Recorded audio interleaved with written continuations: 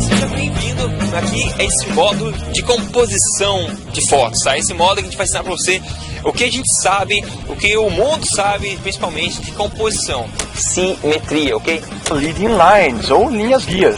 É hora de a gente afunilar um pouquinho e passar para você algumas dicas mais específicas, agora no caso de como você compor pessoas nas suas fotos.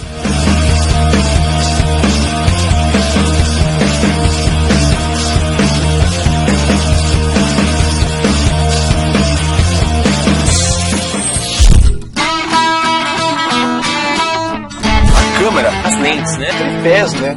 Outros acessórios. Existem filtros para toda situação, para todo tipo de coisa.